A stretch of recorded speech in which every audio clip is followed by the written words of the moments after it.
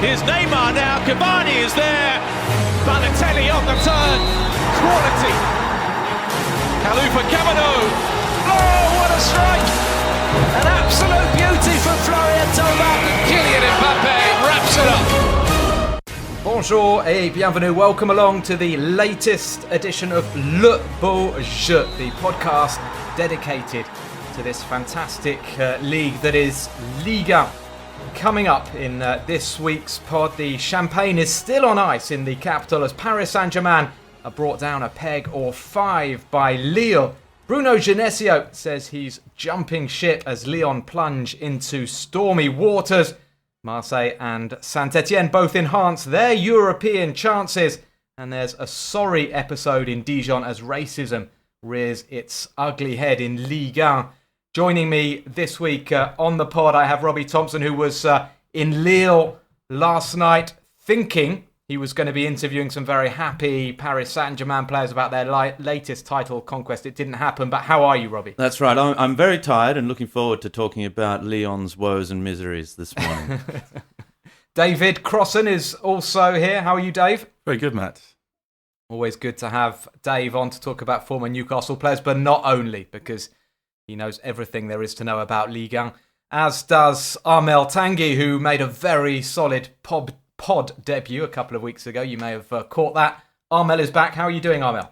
Not too bad, thank you. Yeah, pod, not pub debut. No, that was made a long time ago, the pub debut. It was.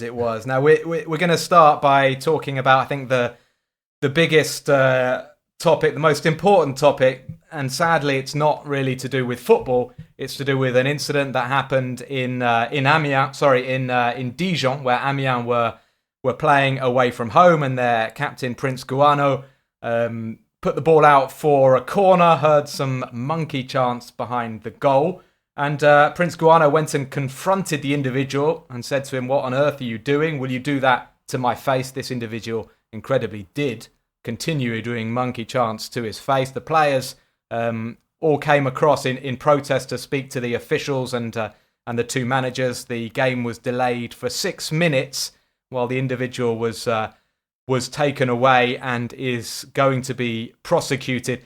It's not the first time we've had an issue with racism in Liga. There haven't been big issues. I think that's fair to say.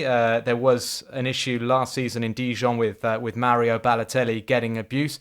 I'm not making excuses and saying that France is okay, because even an isolated incident is unacceptable. But unfortunately, it happened.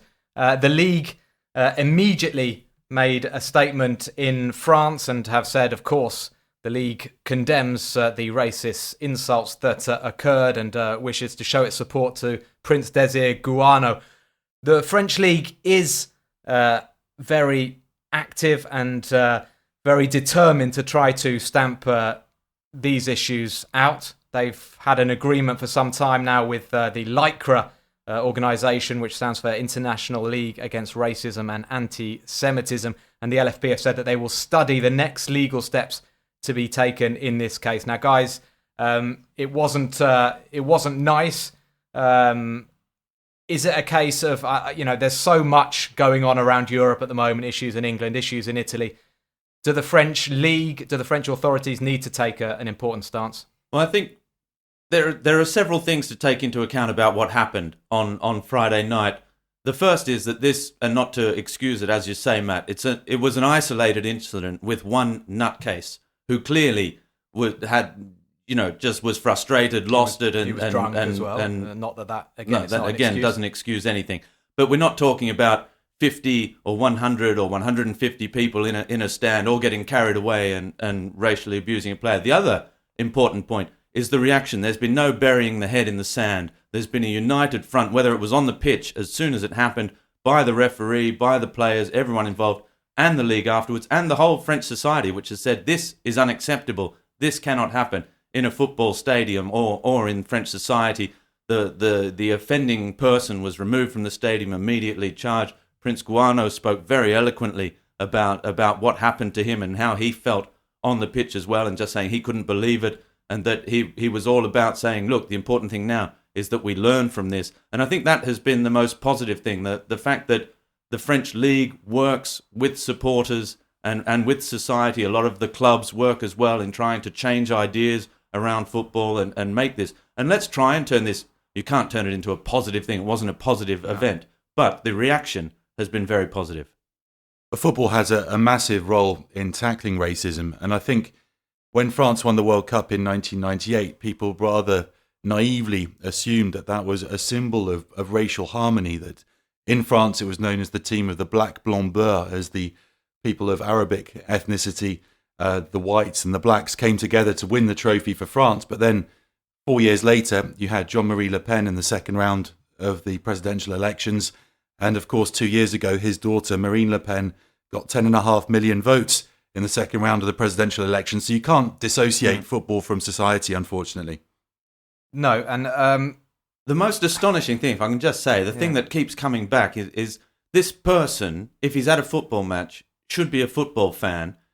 They have people of all different ethnicities, foreign players, immigrant players, second generation French players in this team, and he supports them. Who was he cheering for during the World Cup? No, was he cheering for Kylian Mbappe's goal in the final against Croatia? I don't think we should give the person in question the publicity. I mean, I'll just finish on him and say that he has already had a stadium ban for violence. This person should never be in a football stadium again, as far as I'm concerned. The only thing I would say, I think it has been dealt with well, but I think he could have been made an example of a little bit more in terms of being accosted and taken away so that people actually saw what was happening. It was all a bit discreet. And I would just add, Robbie, what you said about Prince Guano, absolutely amazing. I thought the way that he reacted, and he said, actually, I'm not even going to press charges against this guy because that's not the way forward. I'd rather spread love. I believe in God, and I would rather show him love and hope that perhaps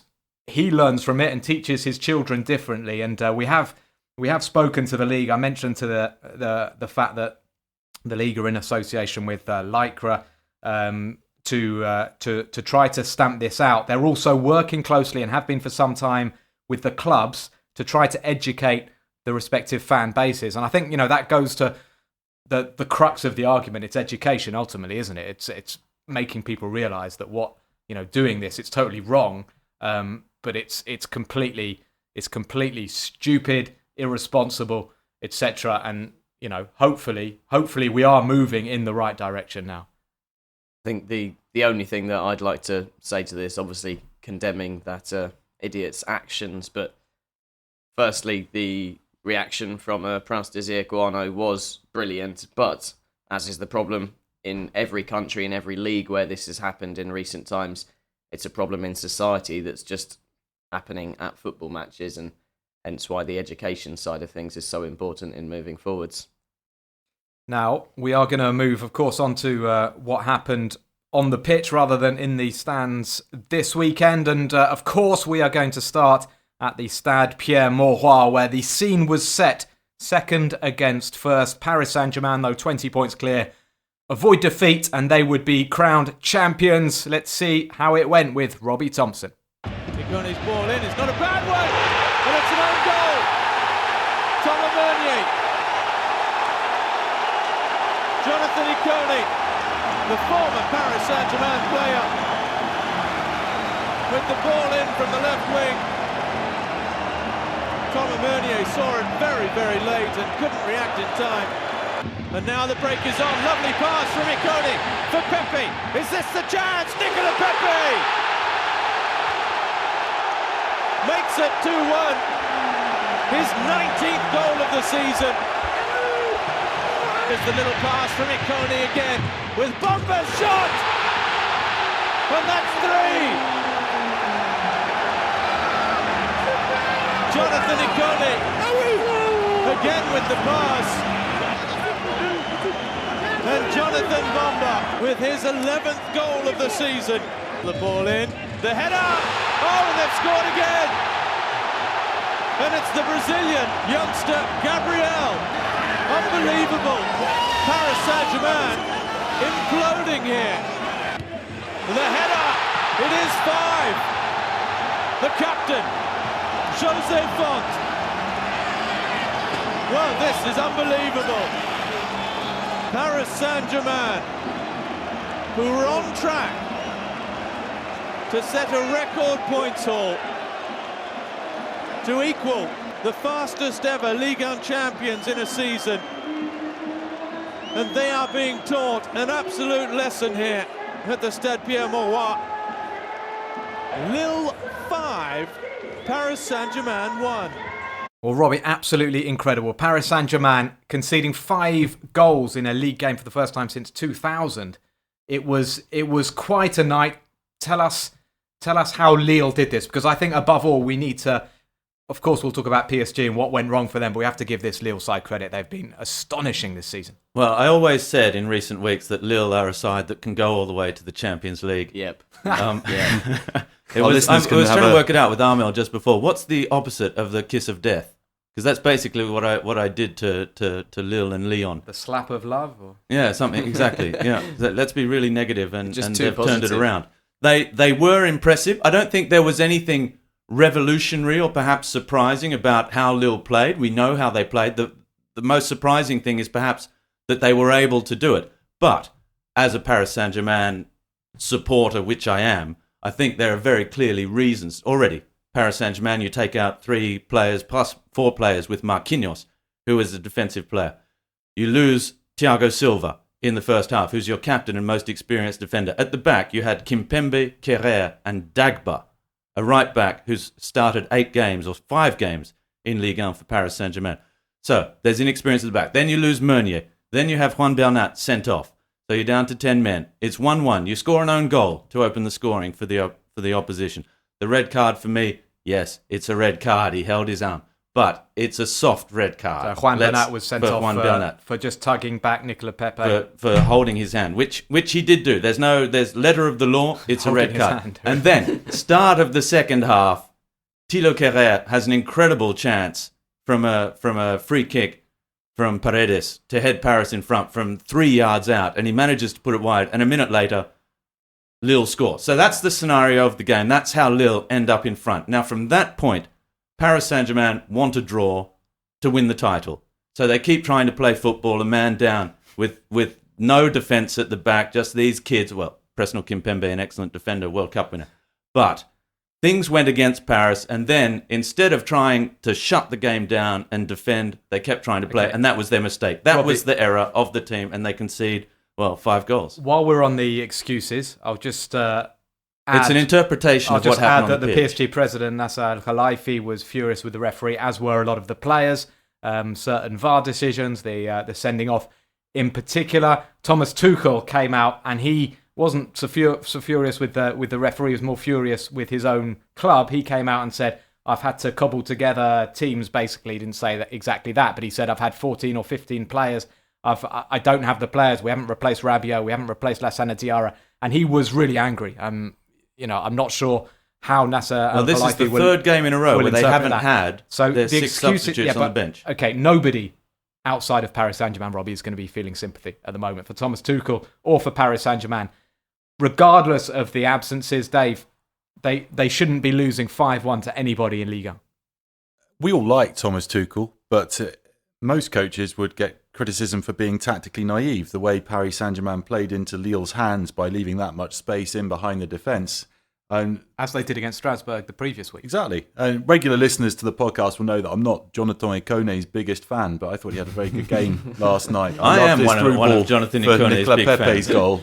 And the pass for Jonathan Bomber's goal was superb as well. It First was pass. like Tuchel hadn't seen Lille play all season, even though he'd talked them up in everything that he said, talking about their transitional play and their pace. But if you play that higher line and you don't actually manage to get a line in place, which was the problem for the Bomber goal, then you're going to concede goals. And Lille played superbly. Paris Saint-Germain, we said this in last week's podcast, any team in the world would struggle without Neymar, Cavani and Di Maria. And Marquinhos now. But once you And lose that Meunier. man, once you lose Juan Bernat, there's no shame in playing for the point. Yeah, you you don't have to have to defend, try and yeah. kick on and win the match and rely on Kylian Mbappe. You can play a bit deeper. But Armel, is there any chance that Paris Saint-Germain could do a Genesio with Thomas Tuchel? Because he has this contract extension apparently on the table. PSG haven't made it official yet. Apparently, everything's been agreed. To do a Genesio is what we say now in France for when you take your contract away, and because Genesio was going to extend. Can you just sign this? Oh, sorry, no, actually. And then Jean-Michel Aulas changed his Speaking mind. of that, I haven't seen your contract yet, Matt. Armel, what do you think? It's too cool. Surely he's going to sign his extension. Yeah, I do think so. He'd really have to continue complaining about the club for the next, 6 games? Actually, 7 games left for PSG. Well, I think we all understand his point now, don't we? He's been at it for the last 6 weeks at least. Yeah, but I mean, overall in the season, okay, Champions League disappointment, but he has been a breath of fresh air in terms of man management. You can see the way he's close to Neymar and Kylian Mbappe, etc. So I do think that he is the right man for the job currently. At least give him another year. Emery had 2 years, so at least give Tuchel another year. But the thing that does go against him is he's now had 3 opportunities to get his team to wrap up the title.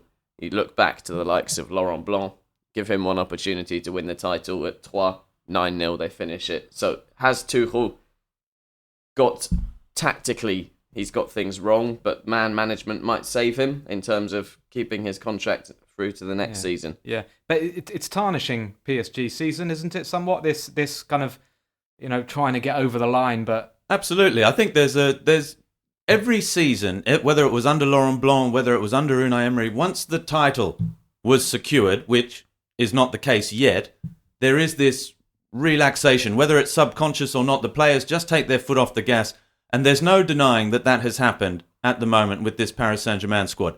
That there are injuries, and I often think back to that period when we started the pod and we were talking about how difficult it was for Thierry Henry with his 15 players out injured, not to mix everything up. But Tuchel is working with a squad, reduced squad, missing some of its best elements. It's not easy for him mentally. There's no doubt that the club was struck very, very hard by that elimination against Manchester United. And a lot of people in the media and everywhere are talking, well, Manchester United, season's finished now for Paris Saint-Germain. They're going to win the league. They're 20 points clear. And this is seeping into the squad. The players are hearing this just repetitively. Season's finished, season's finished, season's finished. And this is the reaction now. You have the players, when they're struggling like this, mentally and physically, this is the performance. It also shows how difficult it is to do what Paris have done so far this season, to be so far in front, because Lille are a very good side. Lyon beat them as well. Very good side. And what Paris have achieved until the last 3 weeks in Ligue 1 has been exceptional. Well, I thought what Kylian Mbappe said was fair enough last night. It was brilliant what he said after Thomas full Tuchel time. tried to play it down. I understand why he did that. That's his job as the coach. But when Kylian Mbappe on national TV says we played like novices and we didn't play with enough personality, to use a very French word, well, I'm not quite sure how we... Character. Character is the right word. Yeah, thanks, Rob. Good job you're here. But I like that from Mbappe. We talked about Thauvin speaking frankly last week after a setback for Marseille.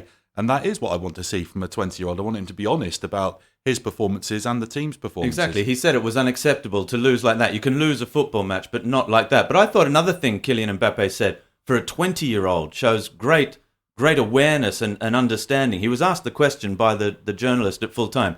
So is this the crisis? What happened? Is this a problem with Paris Saint-Germain? Is this an endemic crisis problem? And he said, Whoa, settle down. Let's not go too far. We've lost one match. We're going to be champions.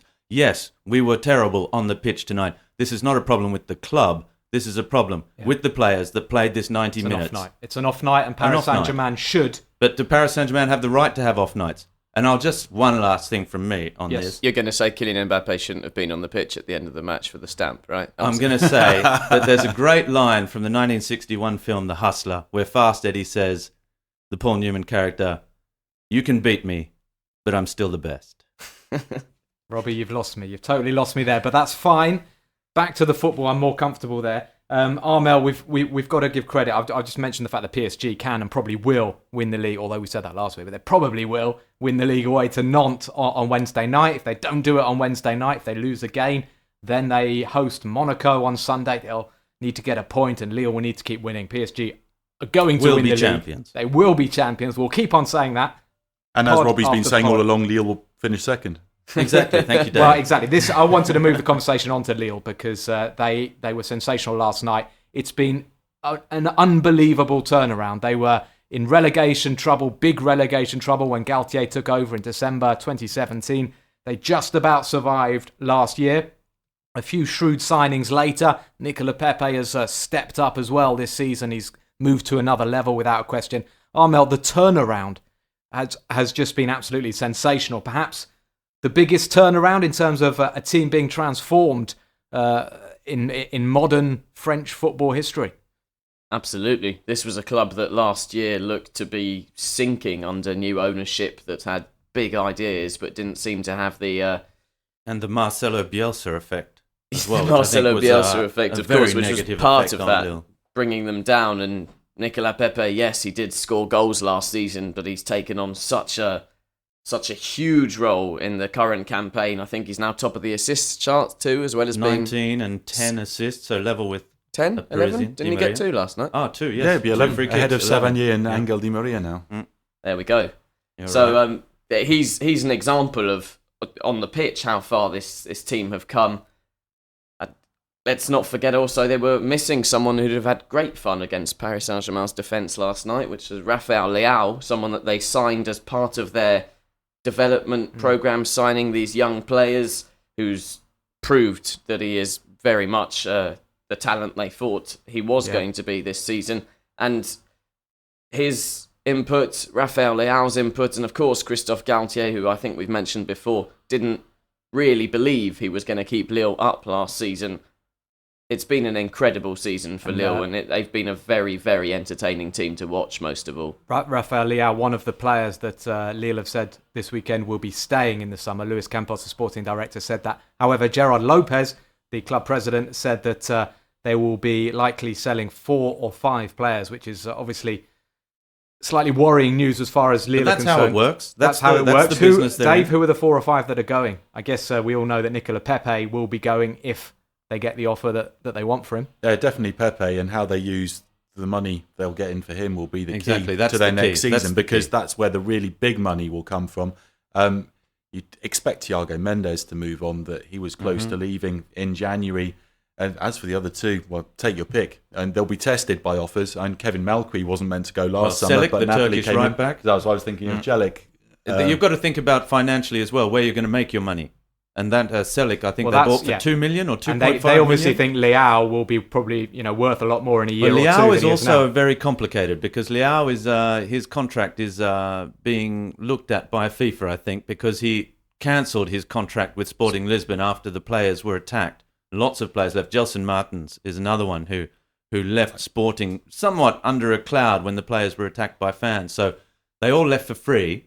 And now Sporting Lisbon want a lot of money back for Rafael Leao and Martins, for example. So look, it's not clear exactly yet what's going to happen there. And you'd hope Bomba stays on for another season, because I think he'll be worth a lot more come 2020 as well. And there are also other players like Thiago Maia who could leave. They could be one of the 4 or 5 that could leave, and we've never seen them. I think as well as players, a key part of Lille's summer in building for next season will be holding on to Luis Campos. There's a lot of big European clubs looking for sporting directors, and he is one of those with the biggest reputations. Arsenal as well as the big European clubs. Just this is Lille's best ever season in terms of points now, with 64 points after 32 games. They've won the league 3 times. They never had as many points as they have now after 32 matches, but just one final point for the biggest ever turnaround. I can think of one: Nantes escaping relegation on the final day of the 2000 season and then winning the league a year later was quite impressive. I can think of some turnarounds the other way round as well, where teams have been very good one year and pretty hopeless the next, but I don't need to go into Monaco. those. I've got a team that won the title after winning promotion, but I've got a doubt as to who it was. I was working on that feature. It's going to come to me. It's going to come to me later in the pod. We're going to move on. Lille have been sensational. They are 8 points clear of Lyon in the race. Was it not Strasbourg? For automatic Champions League qualification. No, but we'll get it. We'll get it just after this commentary. We're going to join Andy Scott to see how Lyon got on in their game against Nantes. And Khalifa Koulibaly is in here. Big chance for Nantes to take the lead. Koulibaly tucks it away. Limbumbe's free kick. Oh, what a brilliant hit. What a stunning strike. Anthony Limbumbe. And what a blow that could be to Lyon's Champions League hopes. Well, more drama in Ligue 1 at the Beaujoire last weekend. And what is going on at Lyon?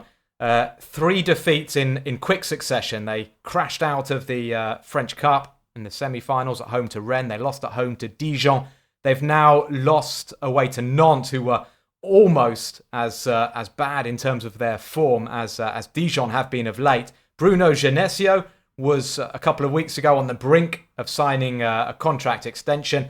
The extension was taken away from him after the semi-final defeat, and since then, it's just gone from bad to worse for Lyon. And Bruno Genesio, after that second straight defeat in the league, came out afterwards and announced that he will be leaving the club in the summer. So even if Jean-Michel Aulas would like to keep him on, he will be at least standing down as coach. He did say he may stay on in another capacity at the club, but Genesio is standing down. He feels that that is the best decision, even though in his statement he admitted the timing isn't good with 6 games to go. But this is a club in free fall and only 3 points now above Saint-Etienne. And of course, Lyon have to finish third to finish in the Champions League. If they fail to do that, it would be a real disaster, and Jean-Michel Aulas will be left with egg on his face. Guys, has Genesio made the right decision here? I think so. I think he mentioned stability of the club and that the atmosphere wasn't right to keep progressing with him in charge, and the current situation with the weeks of deliberation about whether he was going to be, whether his contract was going to be extended or not. And I think Genesio has almost done as much as he can do with that club. Perhaps I'm wrong in saying that, but I do feel like the best coaches, and Lyon do claim to be one of the top European clubs. That's certainly their president Jean-Michel Aulas' ambition. And I think the best coaches have not only tactical nous, the likes of which Genesio has showed on occasions with victory against Manchester City, victories against Paris Saint-Germain. He is someone with tactical knowledge, but he lacks the personality. And I think it's fair to say he has now lost the dressing room, whereas that was something that wasn't perhaps the case a few weeks ago. Against Nantes, we saw Depay on the bench, Fekir, his captain, on the bench. Well, he axed a lot of the big name players. Fekir has been truly terrible in recent weeks. I've commentated a number of Lyon games recently, and it's not even that the stats aren't there. It's his general demeanour, the amount of ground he covers. He's the man you'd look to for inspiration, as that happened when they needed to get into the last 16 of the Champions League. He scored that great goal at Shakhtar Donetsk. But when you needed him to stand up and really lead the team, or Marcelo, who's the vice-captain, having taken over from Lopez last season, you're looking to those two to lead the way, and they've been totally absent, and that hasn't helped Genesio or Lyon. I don't think it's good for a coach to say, look, I'm jumping off this ship, boys. 6 games to go. Good luck. That's in essence the message that he's saying as well, is that, look, the club aren't going to make this decision. I don't think a coach should ever quit his position. That's not what a coach is there for. The coach he's not is quitting there. his position. He's saying that he will. He's saying that he will leave, but basically he's saying, well, this is it for me.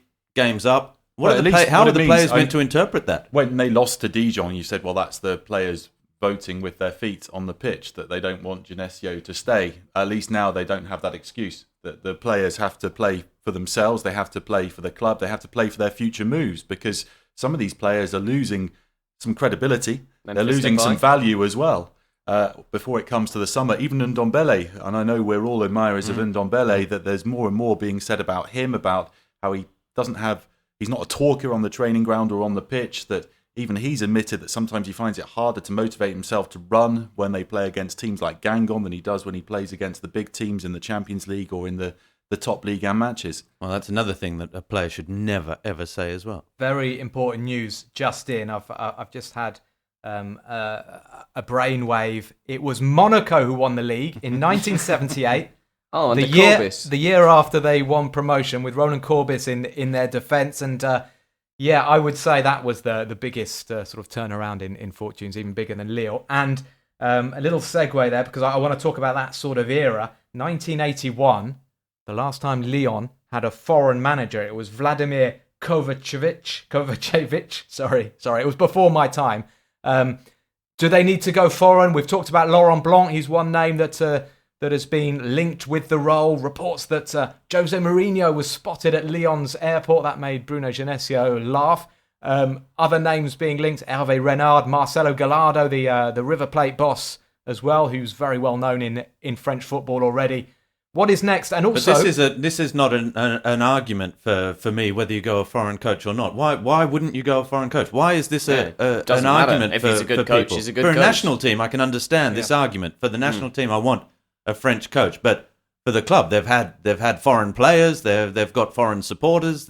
Why not go for a foreign coach? They're not going it's to crazy. get anyway a big name. They've got foreign investment. If they're not in the Champions League, they're not going to get a big name. That's the other big issue. Wait, if they want someone who wins games, why not appoint Reynel Pedros? And PSG had an awful weekend. Lyon's women's team thrashed them on Saturday with Pedros in charge before the French international. No, I think it'd be great for us if they appointed a high-profile foreigner. I do think that Jean-Michel Aulas is wary of this. After what happened with a domestic coach that he appointed with Claude Puel, he gave a lot of power to Puel, and after a glut of trophies, 3 trophyless seasons, and I don't think that Jean-Michel Aulas wants to hand over power. That's why Genesio had the ideal profile for him, and he'd rather work with someone like that. But he always wanted to go with someone that had played for the club as well, didn't he? You had the Hubert Fournier as well, who was there just before, then Genesio. These people that he says have the club DNA in their system, but they have coaches in the junior ranks, foreign coaches that played for the club as well. And is he completely out of the picture, Gerard Houllier? He's there every week.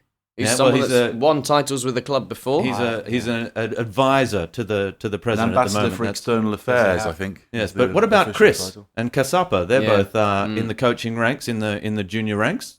Juninho has always said he'd like to come back. Juninho has often been linked with the sporting director role, and for different reasons, it's been very complicated. But he would be a hugely popular appointment, if not as coach, then sporting director with why not with a Chris or a Casapa as a coach. Maybe that would be an option if they don't qualify for the Champions League. Dave, but that's a foreign coach. What about a straight swap? Rafael Benitez to Lyon, Genesio to Newcastle. Bruno's been linked with Newcastle. No. Please no. Please no. That's coming from a Newcastle fan. Now we're gonna just bring you a new segment that I dreamt up this morning. It's called coup de gueule, which is an expression the French love. It basically means a rant. And I think on Monday mornings, personally, I need to have this coup de gueule. So I'm going to do it this week, but each week we're going to have a little coup de gueule, a little rant from everybody. Now, what got to me a little bit this weekend, I heard post-match reaction at Strasbourg, who drew with Guingamp 3-3, and recently as well, maybe a few days before, Nîmes, when they beat Rennes in midweek. They were all coming out. These teams are doing really well, sort of mid-table, can push on and finish even in the European places. And they all came out and said, yes, we've done it. We've avoided relegation.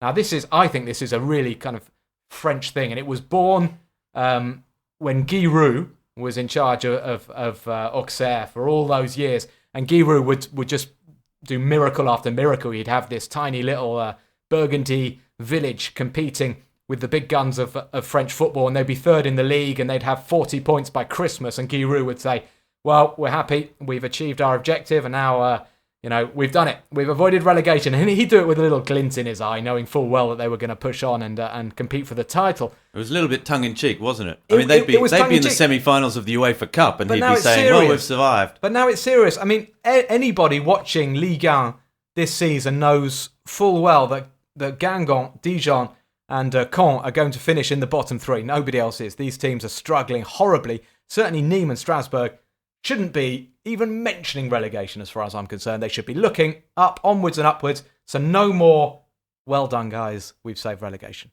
Thank you. Just for the likes on Twitter. The only reason they do it. For the likes. Yeah, possibly. The only reason Matt does it, or the only reason they do now, it. Now, officially, that too, guys, Marseille have avoided relegation. And they won. They won at the weekend. David Crossan was our commentator for this game between Marseille and Nîmes. Payet. Chance, goal. Valère-Germain at the front post. He came on for the injured Balotelli in the first half, and Germain has made the breakthrough. Luis Gustavo again goes for the top corner. 2-0, 2 goals in 2 minutes. Well, Garcia's decision to give Luis Gustavo his first start since February is rewarded with a goal. Dave, it was It was a win. It was an important win because it keeps them just on Saint-Etienne's tail. They're in 5th position, Marseille, 5 points behind Lyon and potential Champions League qualification. But I think it's fair to say it wasn't convincing and it got a bit nervy at the end as well. Very nervy at the end. Already there were nerves when Mario Balotelli went off just after the half-hour mark. He got hurt early in the game, and that means he failed to score at the Velodrome for the first time since joining Olympique de Marseille. Josip Skoblar's 9-match consecutive scoring sequence at the start of his OM career is safe. Balotelli stopped on 5. But what happened in the 94th minute was incredible, and it really infuriated me. If you hadn't done a coup de gueule, I might have done a coup de gueule on what Bouna Sarr did in the 94th minute. That he was inside his own 16.5 metre area, the 18-yard box. It's 2-1, just to set the scene, it's 2-1 to Marseille. It's 2-1 to Marseille. Last seconds of the game. Exactly. Denis Bouanga is closing in on goal. Bouna Sarr goes to challenge him. There's slight contact between the two. Bouna Sarr goes down, the Marseille right back, falls on the ball and handles it. And the referee, Frank Schneider, points to the penalty spot.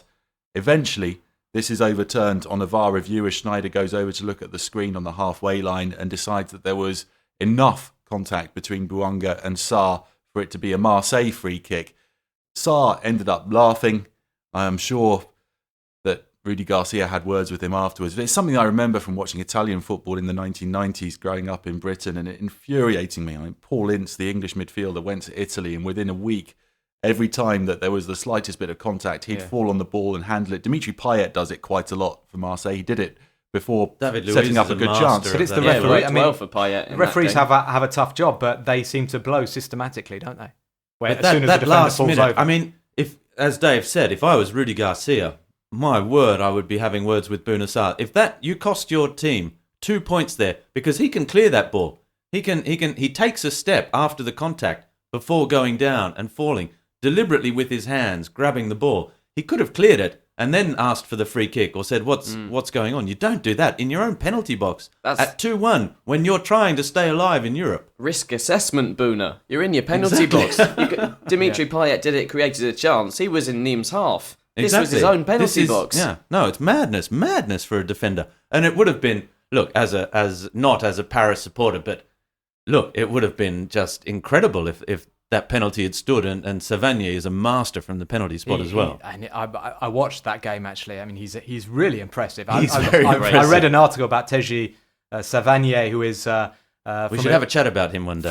Absolutely. From a gypsy background, he's enjoying his first season in the top flight. Yeah, loves his fast food. He lives in Montpellier. But he's in a housing commission flat in Montpellier with all his family. He still treats himself to a McDonald's after games. He said that when he played in the lower leagues, he'd be pizza and McDonald's every day. Now he's cut out the sodas, and it's just after a game he has a McDonald's. But a really grounded guy, and he's 27, and people are thinking, where has he been for the last few years? Because this guy, he's been so impressive. His delivery is amazing. The way he gets this dip on the ball from his corners and free kicks is such a danger. I've seen him strongly linked with Saint-Etienne in recent weeks, and I could see him being a valuable addition. He'll never leave his family. He said he might. In this interview, he said he would. He'd happily leave with his family and then come back to the Montpellier housing estate at the end of his career. Because you look at his career so far, L'Avignon, Montpellier and Nîmes, they're all separated by, about a hand's length. And they all hate each other. They all hate each other. He's done all of them. I can't see him going to Burnley or somewhere like that. Although they do have McDonald's there, he might settle. But just, Dave, to finish on Marseille, they've got quite a tough run in. They've got Lyon coming up. They've got Lille. They've got ground to make up. Of course, if they beat Lyon, then that would slash the gap between them and third. Can you see them the way they're playing? Balotelli injured. We're told it's not serious, but can you see them finishing in the Champions League?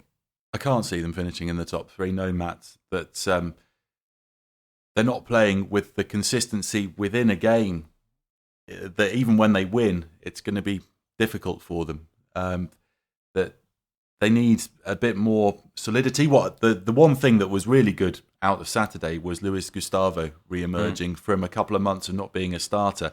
And he was running as hard and pressing as hard as I remember him from last season when he was the outstanding player. For so long. We're delighted to see him back. Well, I said that Rudy Garcia said, why would I leave my best player out if he was at 100%, suggesting that there's something that we don't know about. And he just said, I want to get the great Luis Gustavo back. For me, Luis Gustavo on Saturday was great, and it was capped off by a wonderful goal where he floated it over the Nîmes keeper's head.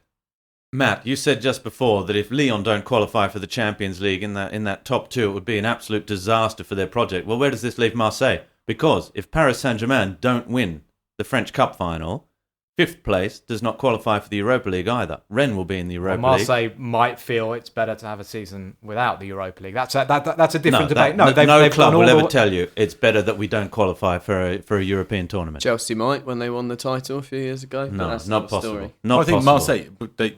Marseille, some players played nearly 60 matches last season, including Luis Gustavo and Adil Rami. Look at Luis Gustavo and Adil Rami's seasons this season, the wrong side of 30.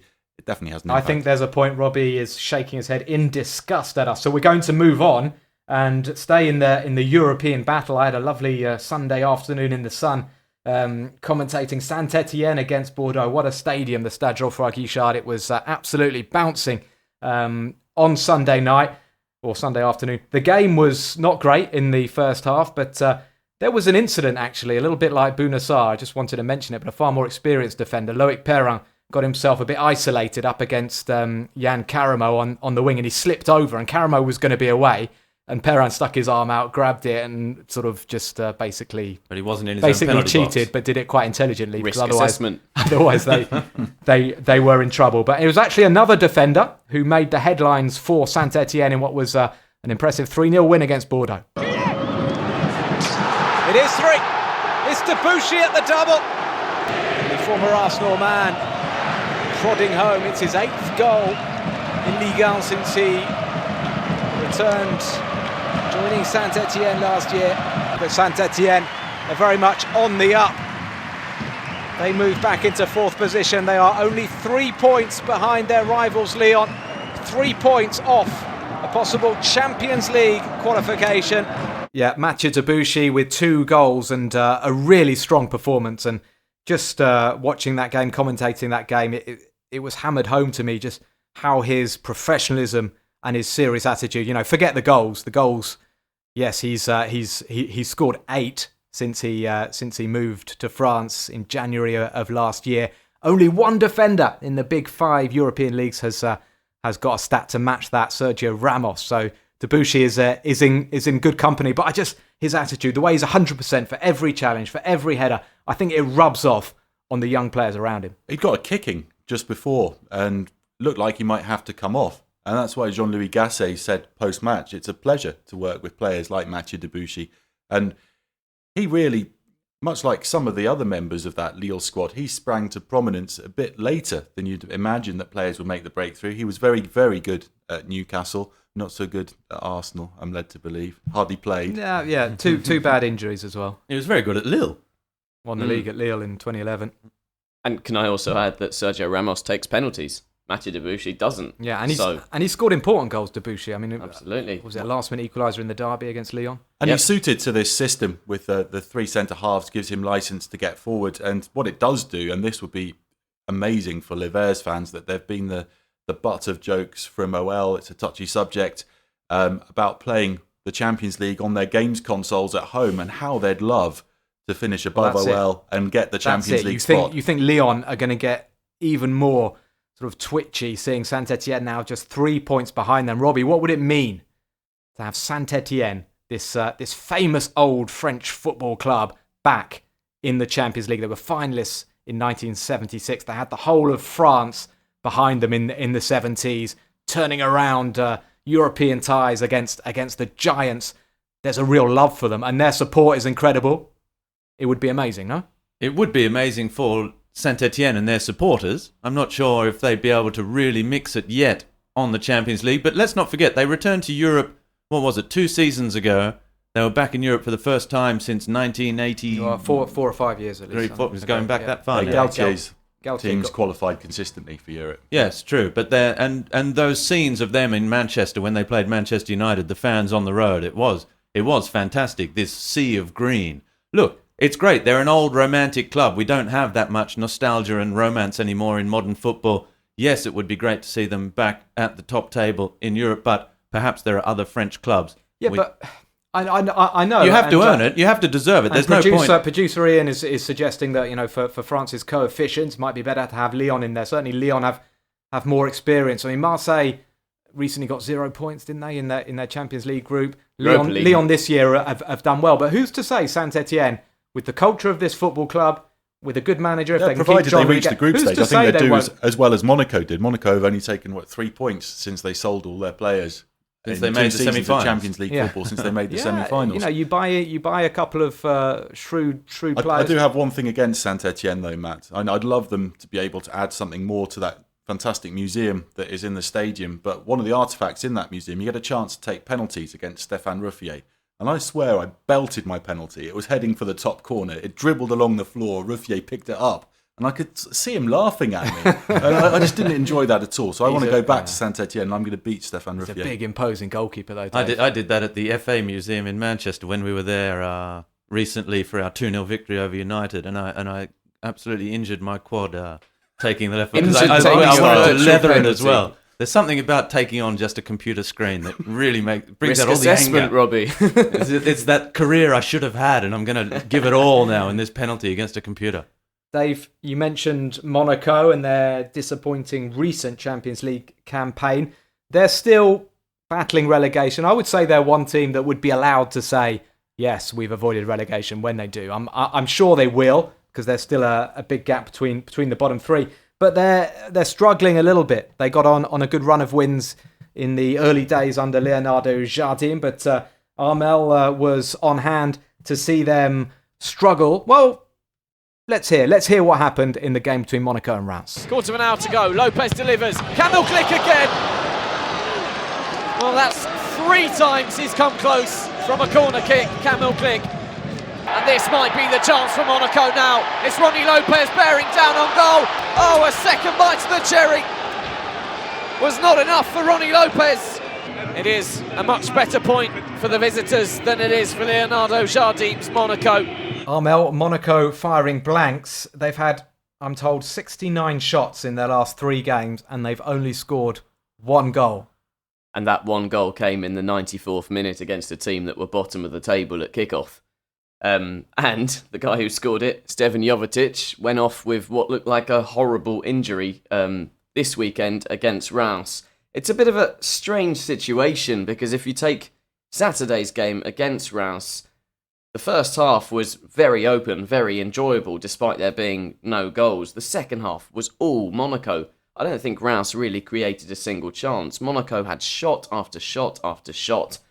And whether it was Ronnie Lopez, Gelson Martins, or Jovetic, who eventually went off, as I say, no one could seem to beat Edouard Mendy, who wasn't even until the 93rd minute forced into the saves that have made his name this season. Granted, Monaco were missing Falcao last week, who has scored a lot of their goals recently, but he returned in the second half against Reims. Unfortunately, Stevan Jovetic, whose link-up play had looked brilliant up until the point of his injury, they didn't get many minutes together. That may have helped them score more goals, but the guy who came closest to scoring was Camille Glick. Up on 3 separate corners, he hit the crossbar with one of them. It's a strange... This is a Monaco side that we all saw 2 or 3 years ago under the same coach, scoring with every single counter-attack. The team has changed. The back four is pretty much the same, so that makes sense that they're keeping clean sheets as well. If you're a Monaco fan or in the club, you're happier now than if you'd only had 9 chances in 3 matches and scoring that one late goal. I don't know. You have to. Surely you're thinking, we're creating so many chances, we're going so close, our luck is going to turn. I don't think you're down in the dumps if you're Monaco at the moment. I think if you're a Monaco fan, you're happy regardless, because you just go out in the sunshine and again, have Matt, a walk around you the see port. that? You want to qualify for the Europa League. You're now 7 points clear of the relegation zone, so at least that little bit of early season sweat has gone. And continuing Robbie's point that you are creating chances, they lost Fabregas to an injury after 14 minutes of play on Saturday and still created chances. So there are some positives. You can ring them out. I think ever since Le Beau Jeu interviewed Cesc Fabregas, we've jinxed him. And speaking of Le Beau Jeu, our podcast, you can email questions into us. Our email address is ligue1podcast@gmail.com. That's Ligue1, Ligue1, the number, podcast @gmail.com.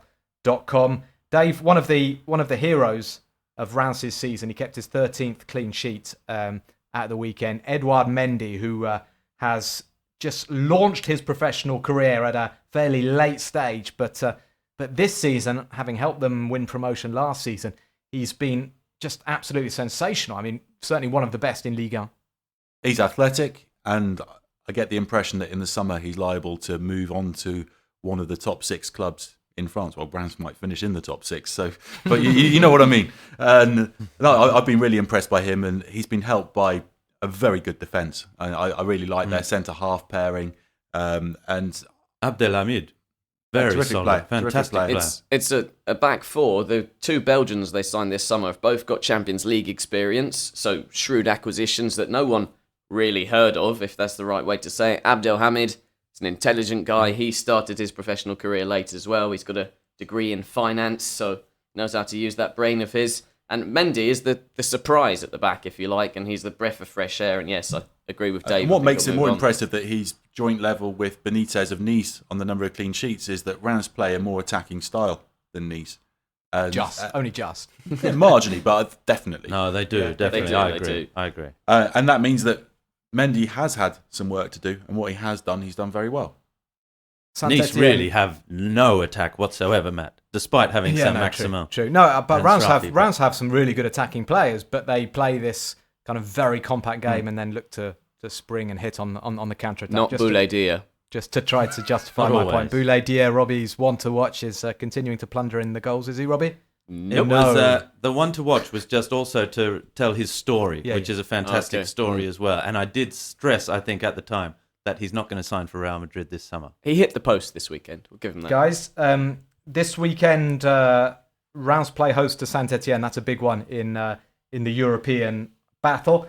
We're going to enjoy our little Bon Voyage segment now. The sun is out. The cafes are booming with their terrace in Paris. Someone should tell Lille, because I almost froze to death last night in Lille. I read this This morning was 3 degrees, actually. about things getting a bit hot between Nasser El-Khelaifi and Luis Campos, and the photo they used to illustrate it looked like they were sharing blankets, but I don't think that's what the story was relating to. It was more to do with the refereeing. There were blankets involved. Dave, you always see through these headlines. We're going to look forward to next weekend. This is our Bon Voyage segment.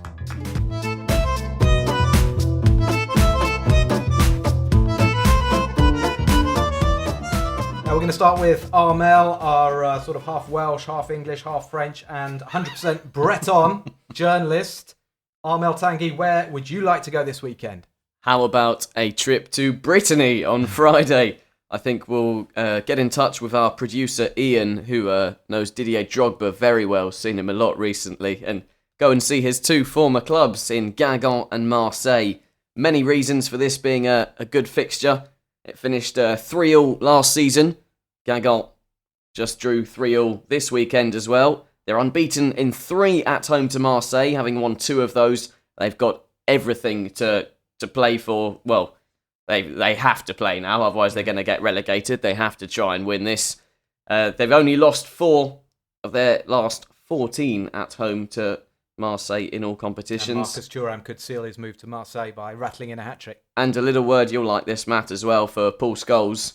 Dimitri Payet has 4 goals and 4 assists in 7 games in an OM shirt against Guingamp. So if he does watch Ligue 1 this weekend... Just to explain that, I was a little bit shocked by Paul Scholes' analysis on BT Sport when he claimed that Dimitri Payet will only ever be known for his time at West Ham and that he hasn't done anything in his career. I tried to, on Twitter, remind people Just for that the likes, Dimitri just for the likes. has done the odd thing. In Ligue 1. Robbie, I'm going to guess. Where are you going to go? Up the road? Groundhog Day, Matt. For me, I'll be in Nantes on Wednesday, hoping to secure the league at the 3rd time of asking, and then I'll be back at the Parc des Princes on Sunday. Sorry? It's better to do it at home. It's a better party, isn't it? Yeah, I think that's what was in the back of the players' minds, certainly.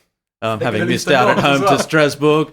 No, I'm not sure. No, obviously, look, I'll be in Nantes and then at the Parc on Sunday night for PSG Monaco, but look, it would be nice if we could get that win, wouldn't it? Everyone. It would be nice. I feel I've been a little bit on the defensive today. I felt a few frontal imagine attacks if the title race went into pre-pod. May. Imagine if the Premier League was done before Ligue 1. Dave, where are you going this weekend? I'm going to go to Lyon on Friday night. because I want to see what team Bruno Genesio picks. Is he going to start Fekir? Is he going to start Depay?